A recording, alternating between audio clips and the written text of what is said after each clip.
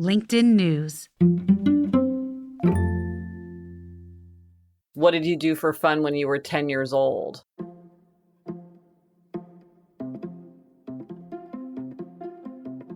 Hey everyone, from LinkedIn News, this is In the Arena, a podcast exploring human potential. I'm Leah Smart, and every week you'll find me right here in conversation with bright minds and brave hearts, learning how we can improve our lives and our world by transforming ourselves. This week, I'm talking to one of the first authors that ever got my attention in the space of personal development, Gretchen Rubin. She wrote the book, The Happiness Project, in 2009. Now, this book helped me transform from being totally cynical about walking down the self-help aisle at Barnes & Noble to actually looking at how we can all get happier, how we can develop ourselves, and how we can transform. Since she wrote her book, it's been published in over 30 languages. It's sold more than 1.5 million copies, and she spent over 2 years on the bestseller list. She's also since then written a number of other New York Times bestsellers. I would highly encourage you to check them out. Now, here's what I love about her work. Number one is simplicity. What she does and what she understands, I can replicate, and so can you.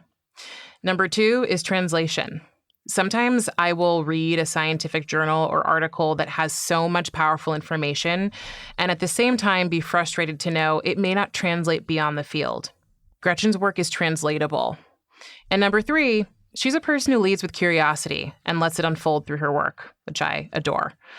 Now, we didn't get into much of the detail around what we did for fun at 10 years old, which, quite frankly, I think I was probably making potions or reading a book on how to parent leopard geckos.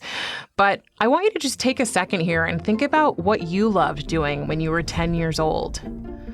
And Gretchen's going to tell you why. Because usually something that a person did for fun when they were 10 years old is something they would enjoy as an adult. And a lot of times adults have kind of drifted away from that.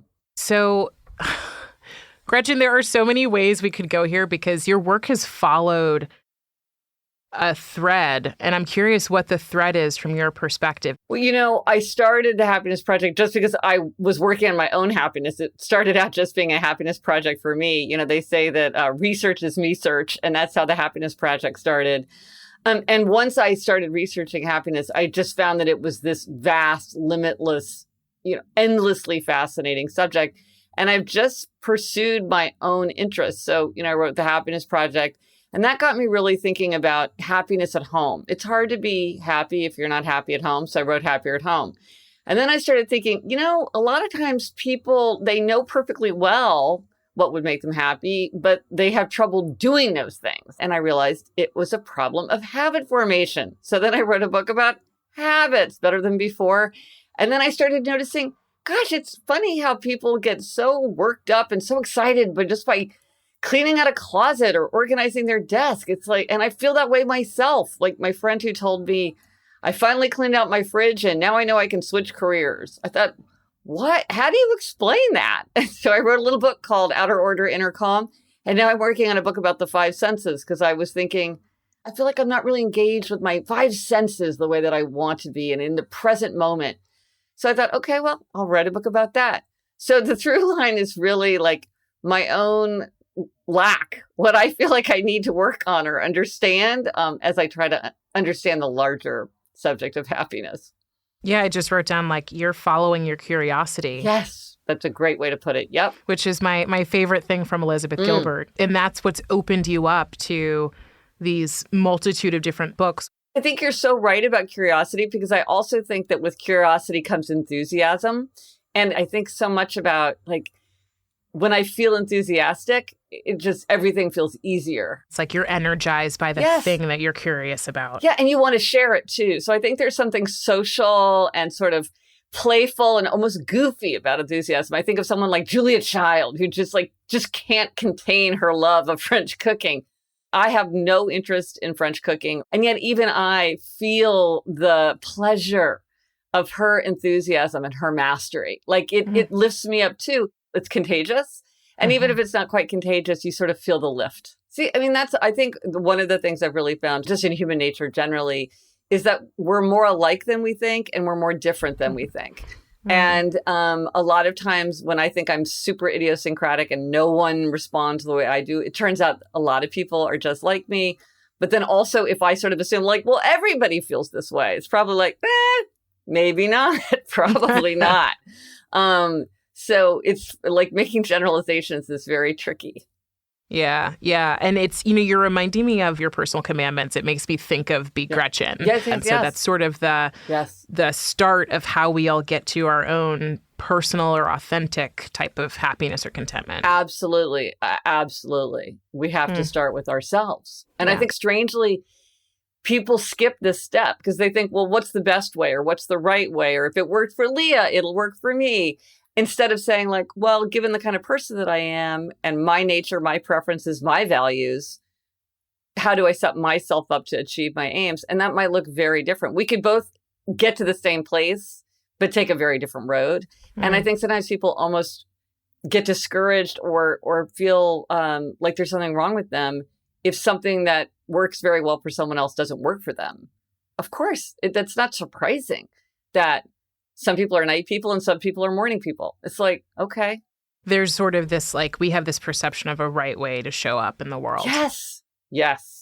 You've been doing this research for, I must be over 10 years, over 15 years now. What has been most surprising to you in the work that you've done?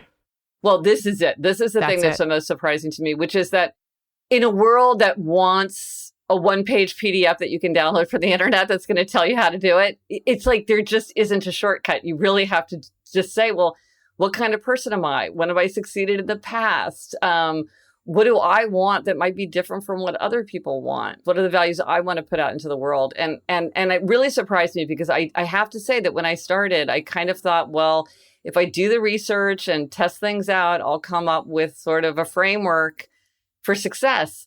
And now I just realize the framework has to be one that is constantly saying, maybe this, maybe that. Your mileage may differ.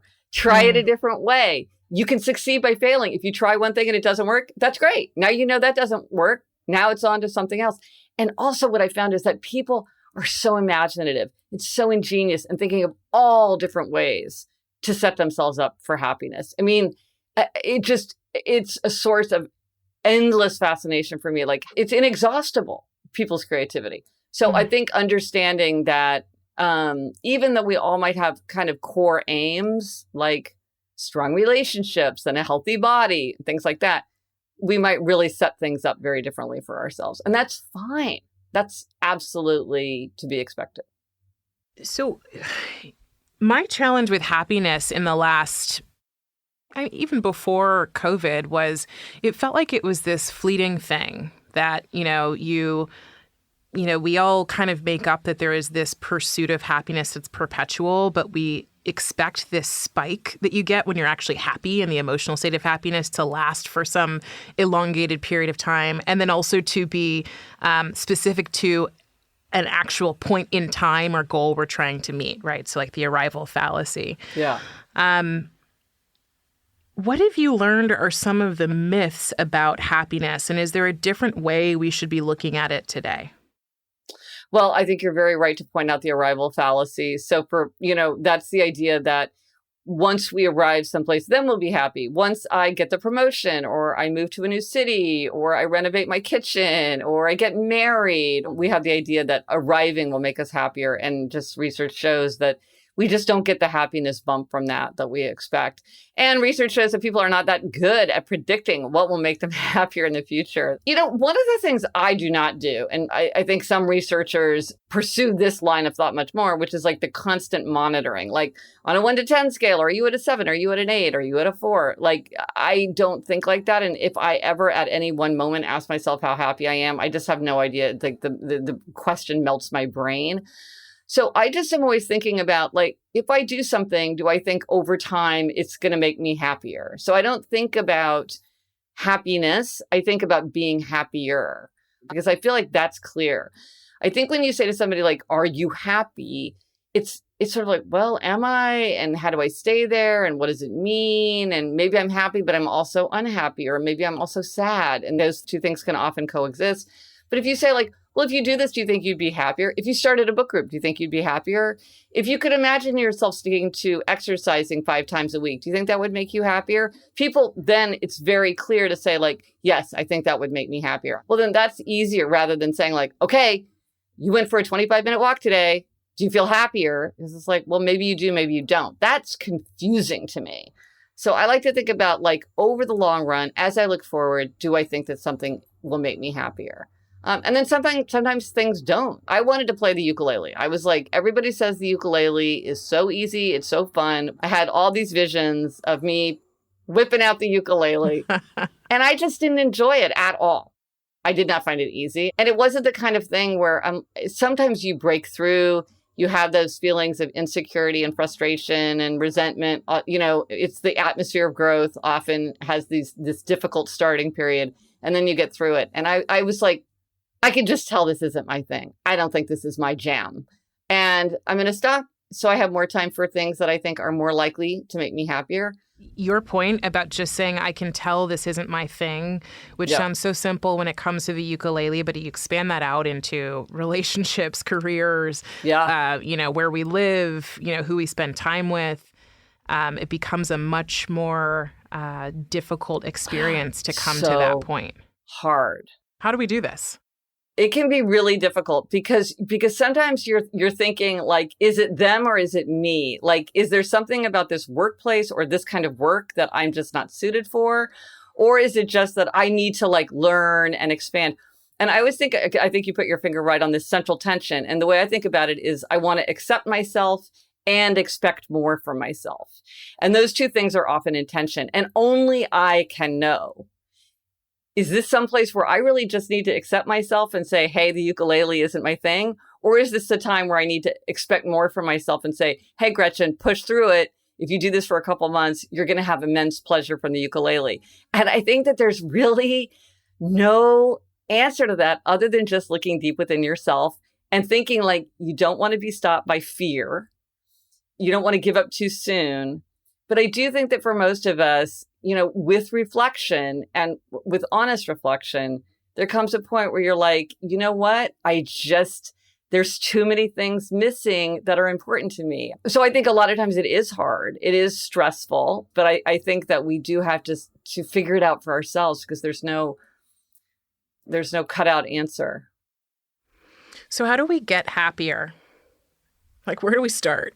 Okay, excellent question. So if you were going to say, what's the secret to happiness? You could come up with a couple different answers depending on how you approach it. One is relationships.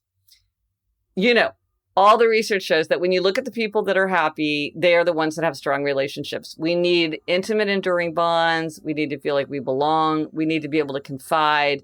We need to be able to get support. And just as important for happiness, we need to be able to give support. So when they look at people at work and say, are you happy at work? What people say is, I have a friend at work, not just like somebody that I make conversation around the coffee pot, but somebody who has my back, someone who would, like I could tell an important secret to. And do I have a boss somebody right above me who cares about seeing me progress? And friends, do we have loving relationships? So that's hugely important. Anything that we do that deepens or expands our relationships is likely to make us happy. But you could also say a great place to start is with your own body, because your physical experience always colors your emotional experience. And if you are chronically undersleeping, so you really need 7 hours of sleep and you're really getting by on 5, that's going to catch up with you much more than people realize. We kind of habituate to it. We don't realize how off our game we are. But when scientists study these people, they see they're very impaired. If we don't, exercise, we need exercise to keep our bodies in good working order. And then finally, I would just return to this issue that we keep talking about, which is know yourself and think about, well, what's true for you? What makes you happier? Not to think that you need to fit yourself into someone else's cookie cutter idea of what a happy life is, but what does that mean for you?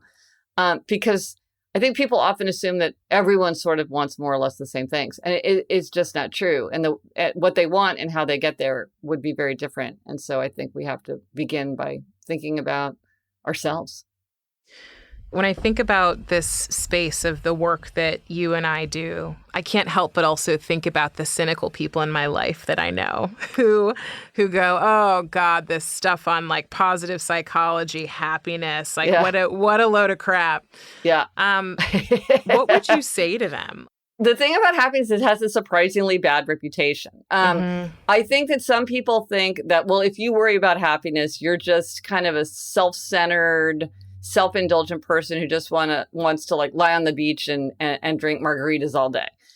Or people kind of, more profoundly think, in a world full of suffering and injustice, it's not morally appropriate to seek to be happier. Yeah, like how dare I? Well, and right, and like how could you be happy in the face of everything else? But what the research shows, and I think the common experience confirms this, I think when we look at the people in our lives, that happier people are actually more interested in the problems of the people around them and more interested in the problems of the world. Happier people are more likely to volunteer. They're more likely to vote. They're more likely to donate money and time. They're more likely to help out if a family member or a neighbor or a colleague needs a hand. They make better leaders and better team members. They're more resilient. They have better habits. They're less likely to have things like burnout.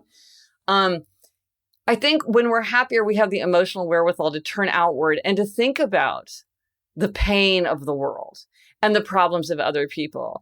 And when we're less happy, we tend to become isolated and defensive and preoccupied with our own problems because we're not very happy.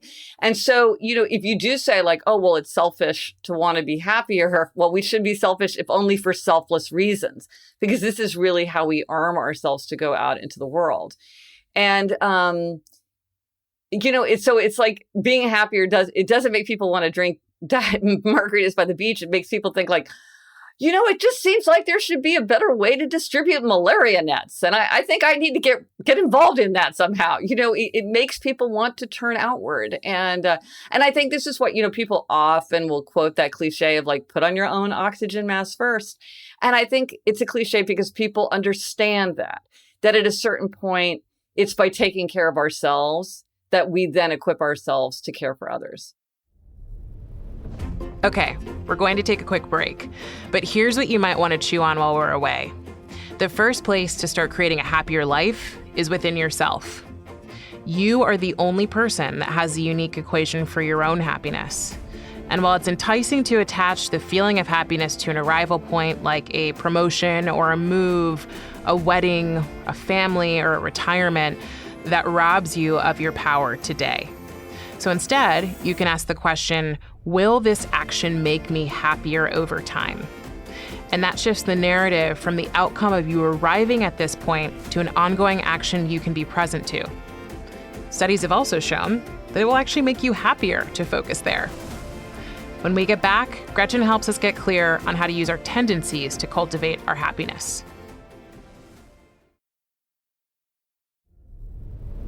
All right, we're back with Gretchen Rubin. So I was curious if, as Gretchen says, that pursuing happiness is actually a way to arm ourselves to take on anything the world throws at us, then why don't we all just do it automatically? Here's Gretchen. Well, this gets into my 4 tendencies framework. So to back up a little bit, when I was writing my book Better Than Before about habit formation, I noticed these very big patterns in how people did or did not successfully form a habit. And so I wanted to figure that out. And after like months of just sweat pouring down my face, thinking about it, I realized that a really important question in this personality framework is how do you respond to expectations? And we each face 2 kinds of expectations. Outer expectations like a work deadline, and inner expectations like my own desire to get it back into meditation. So depending on whether you meet or resist outer and inner expectations, that makes you an upholder, a questioner, an obliger, or a rebel. So you can take my quiz, but I will describe them quickly, and most people know exactly what they are just from this brief description. So upholders readily meet outer and inner expectations. They meet the work deadline, they keep the New Year's resolution without much fuss. So their motto is, discipline is my freedom. Then there are questioners. Questioners question all expectations. They'll do something if they think it makes sense. So they resist things that are arbitrary, inefficient, unjustified. So if something meets their inner standard, they will do it with no problem. If it fails their inner standard, they'll push back. So their motto is, if you convince me why, then I'll comply. Then there are obligers, and this is how I'm answering your question. Obligers readily meet outer expectations, but they struggle to meet inner expectations. So, and I got my insight into this when I talked to a friend about her exercise habit. She said, I don't understand it. When I was in high school, I was on the track team and I never missed track practice. So why can't I go running now? Well, when she had a team and a coach expecting her to show up, she showed up no problem. But when she was going on her own, it was a struggle. So the motto of obligers is, you can count on me and I'm counting on you to count on me. And for obligers, they often have trouble making time for themselves or keeping their promises to themselves or putting themselves first. And the answer for that for an obliger is to create outer accountability. That is what obligers need. Even to meet an inner expectation, they must have a system of outer accountability. And by the way, obliger is the biggest tendency for both men and women. You either are an obliger, of course, or you have many obligers in your life, big tendency. And then rebel, smallest tendency. Rebels resist all expectations, outer and inner alike. They want to do what they want to do in their own way, in their own time. They can do anything they want to do. They can do anything they choose to do. But if you ask or tell them to do something, they're very likely to resist. And typically they don't tell themselves what to do. So their motto is, you can't make me, and neither can I. But to your point, whenever somebody talks about self-care, making time for themselves, making themselves a priority, keeping promises to themselves, that all of my obliger lights start flashing.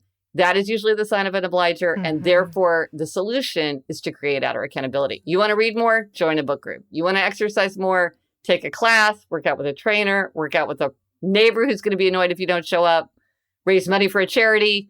There's a lot of ways to create outer accountability once you realize that that is what you need. Do those 4 tendencies change throughout our lives? Well, I'm a big believer in the genetic roots of personality. And I do think that the 4 tendencies, this is something that you bring into the world. It's part of you're hardwired. You're not 1 at 20 and 1 at 40. You're not 1 at work and 1 at home. It may come out differently in different places. But I think overwhelmingly, you get what you get with the tendency. It's funny. I came out as the questioner. And I wonder about the cultural overlays that contribute to the obliger. It's like kindness is so important. And sometimes kindness gets conflated with, meeting other people's expectations at the cost of your own.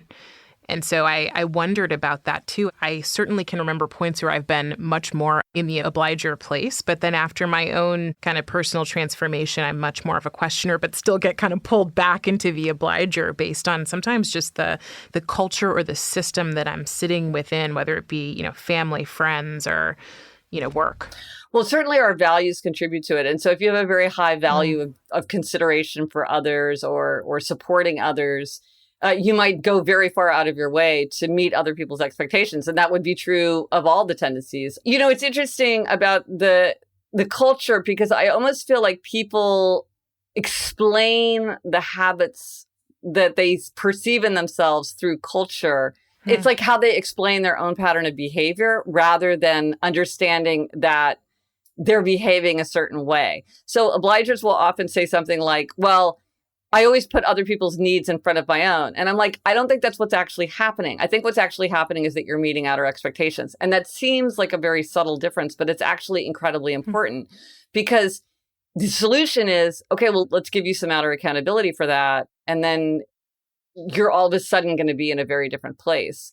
But you're exactly right, though, that culture really often shapes how we perceive or how we understand our own action. And just to take the obliger example, you sometimes see this with obligers because some people are like, you know what? I give 110% to my clients or my patients. And you think I got time to exercise? Not somebody like me. I'm there to make every sale. I give everything to my client. I am so hardcore. I got no time for me because I'm so intense and I'm such a badass, right? That's obliger. I'm hearing obliger. And someone else is like, I just don't know.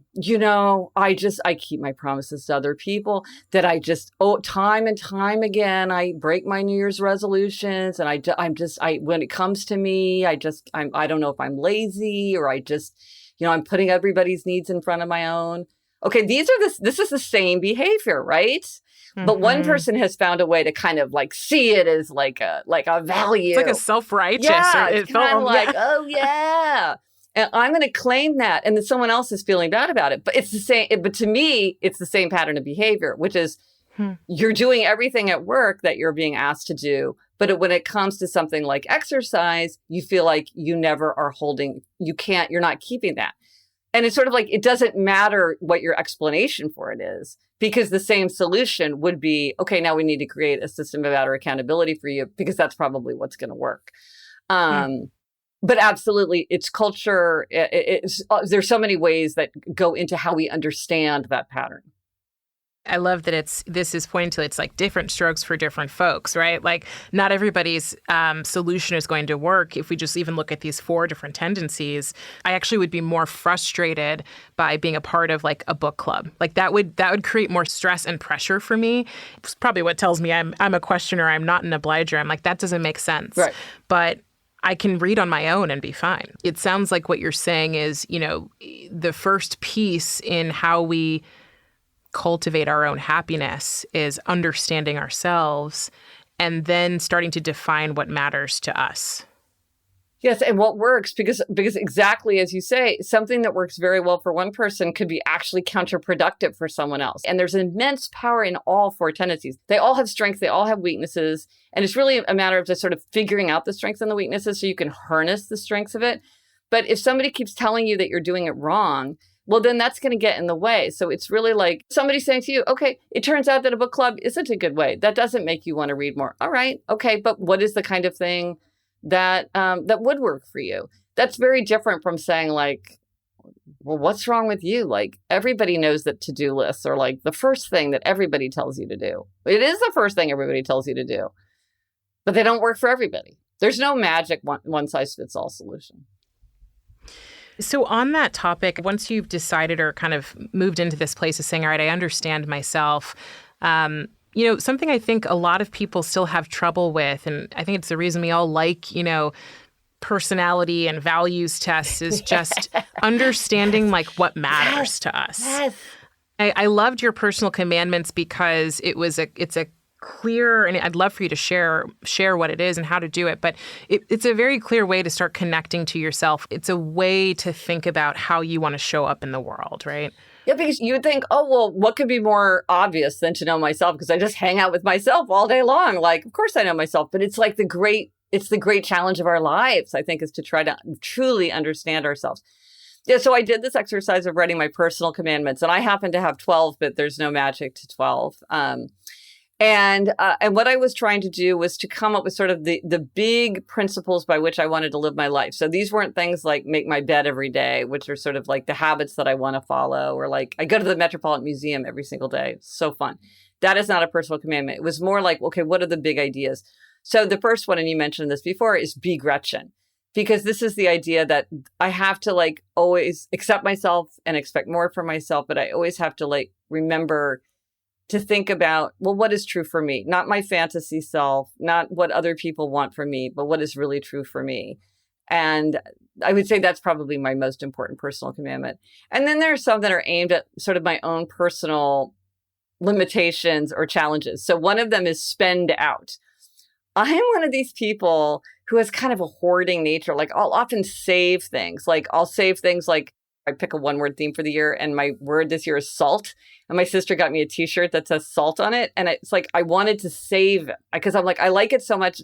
I don't want to wear it, but I'm like, but not wearing it is like wasting it. I should wear it. I should burn a scented candle. I should use my good china. I should use my good ideas. When I first started writing, I was like, I'm going to run out. And I'm like, no, do not dole out creativity with a teaspoon. You got to like dump everything in every single day. You just got to trust that there's going to be more. So spend out is very meaningful for me.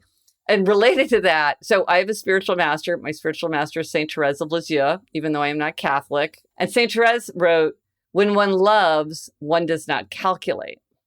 But I am a bean counter. I'm a scorekeeper. I did this for you. Now you have to do this for me. And I realized like, I don't want to be that way in my loving relationships. And so one of my personal commandments is no calculation, meaning I'm not going to keep score. And then enjoy the process came from my father. My father always tells my sister and me to enjoy the process. And this is the arrival fallacy that you mentioned earlier, that sometimes you're like, oh, if I could only make partner, if I could only get to vice president, if I could only make this shift, then I will be happy.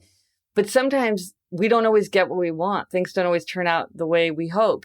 But if you enjoy the process, then you might be disappointed, but it's not as bitter because you're like, but I had so much fun. I love that job. I learned a lot. I made lots of great connections and made good friends. If you enjoy the process, then outcomes, they don't overwhelm every other value. Where I think sometimes if you don't enjoy the process, you just, all your hopes are pinned on a certain outcome, and we just can't control outcomes. I started making some of my own, and then, what's funny is some of mine have really changed. Ooh, like what? So the ones that have stayed the same. So I loved your Be Gretchen, so I stole that for Be Leah. Good. And I'm like, yeah, that makes sense. That will always be. I will change, but being me won't change. Right. The other one I've kept was Sacred Mornings, which was a realization that number one, I'm a lark. Mm-hmm. I'm a morning person. I'm Me up too. really early. Yeah. I love it. I want to go to bed at 8:30. I'm like in bed reading at 8:30 and I'm up at 5:30. Love it. So it was a recognition that like, not only that, but that my mornings were incredibly important, and the way I structured them, like so many people have said, led to the success or the experience I had in the rest of the day. Mm-hmm. There was one that I had that was about evolution, and it wasn't that it's not valid anymore that I'm going to evolve, but it was a focus on a really deep sense of evolution that I was having in a particular period of my life that I'm not having in the same way. So, I can imagine, like, I think about maybe you and you were doing the Happiness Project and actually going through this process over 12 months. You were probably having an evolutionary experience. A friend of mine calls them like quantum leap moments, where you're really going inward, you're really, transforming. And then the pressure lets off. And so in the moment that I created that value or that important kind of that personal commandment, I was in that moment and I realized now I'm not there. So I don't need that same thing anymore as a guiding light. But that's really important too, like that you reevaluate the personal commandments, because they're meant to be sort of the framework for living your life. So if you've outgrown them or sort of moved through a moment, a season, right, you would want them to change. That's so interesting. It could be really interesting to do like every 5 years, like compare them and see what has stuck and then what has changed. Exactly. Fascinating. So if you were to write a book on happiness today, what would you do differently?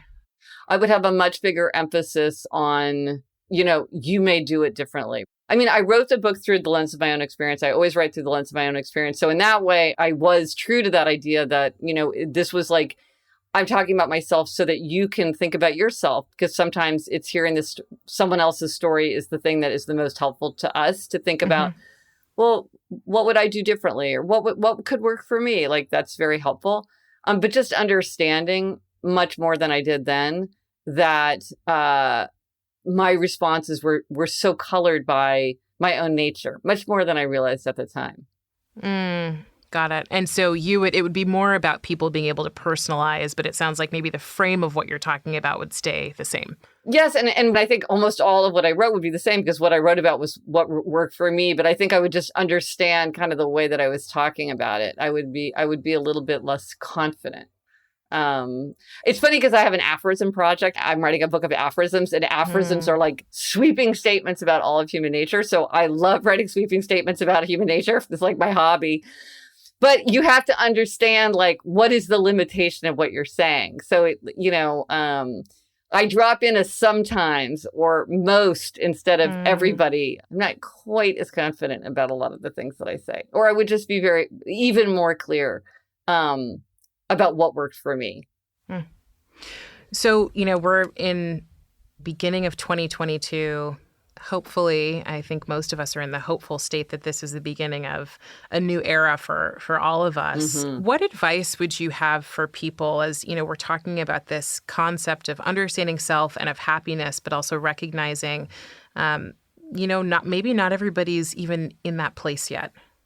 Well, the one thing I would say is that if you're going to focus any of your energy going forward, I would start with relationships, because really that is the core thing. And so I think a lot of people's habits have been disrupted over this time. And so you may need to like feel your way back into previous habits. You may need to create new habits. You may be at a different season of life now. And so certain things have to be built up that in ordinary times would have happened more automatically. I think for a lot of people, because the work life is going to be very different for many of us, that's going to require kind of an openness and a sense of experimentation to try to understand, like, well, what does it mean to engage with my coworkers when there's so much more working remote and we're not all just like hanging out in the office kitchen like 3 times a day or whatever. You know, we're going to have to really grope our way toward the future. But I think that thinking that relationships are like at the front and center, reconnecting with people that maybe you haven't been able to visit for a couple of years, or, maybe there are relationships that kind of went dormant, but really making the effort to like bring those back up as soon as you can. It's not going to happen overnight. Relationships take time. They take energy. They take cooperation with somebody else, which sometimes they're not that cooperative. You're hurting the cats. But I think that it is one of the things that people are the most excited about, which is, reconnecting, the reunions, the weddings, the trips, the family gatherings, the neighborhood gatherings, like all these things. People are very, very excited to do it. And it's really a good use of our time and energy. Yeah. And I will add, for people who are re-entering the world and re-socializing themselves, it truly can also be a process of like anxiety and excitement. Yes. I remember going to a coffee shop with someone I didn't know well and going, wait, what do I say now? Yeah. How do I have a conversation? I think you're right. We have to give ourselves grace to kind of edge our way back into it. I know. Well, it's funny too, because somebody I know was saying like, you kind of like with you doing work travel, because some people have started traveling for it. It's like, I forgot all like my tips and tricks and hacks and like all the little things because it's been so long. So we do have to kind of remember how to engage and all those things. And people are in different places. Some people are feeling very eager to get out there and other people want to take it slowly. So I do think we all have to like cut each other a lot of slack, and just show consideration for each other and for ourselves as we head back. Yeah. Prioritizing our relationships and hopefully our relationships with ourselves too. Yes, awesome. Absolutely. So Gretchen, I'm going to have you complete these 3 answers for me. Better humans are deeply connected to other humans. Better work is work worth doing. And a better world has compassion and responsibility. I love it. Thank you so much for joining me, Gretchen. Thank you so much. I enjoyed it so much. We are interested in the same things. We could talk all day. That was Gretchen Rubin, author of many books, including The Happiness Project. Check out her podcast, Happier with Gretchen Rubin. And one big thing before we go. Most people have one desire in their life, in their relationships, and in their work, and it's to be happy. I'd even say it's really to be at peace. Where I've seen this road get hard is assuming what others do can be copy-pasted to create your own happiness, and assuming that happiness never changes form. If you can accept that you have your own unique way of finding lasting joy and contentment, while also understanding you won't always feel good, it will change form, and you will recreate, life gets more manageable. If today's show helped you on your journey, hop onto Apple Podcasts and give us a rating. And if the spirit moves you, write a quick review. It helps other listeners like you find this show and grow with our community. And of course, you can find me on LinkedIn writing about human potential. And send me a message to let me know how this is resonating with you. In the Arena is a production of LinkedIn News. The show is produced by Michelle O'Brien with help from Victoria Taylor. Joe DeGiorgi mixed our show. Florencia Iriando is head of original audio and video. Dave Pond is our technical director. Dan Roth is the editor-in-chief of LinkedIn. And I'm Leah Smart. Thanks so much for coming on the journey with me, and I'll see you next week.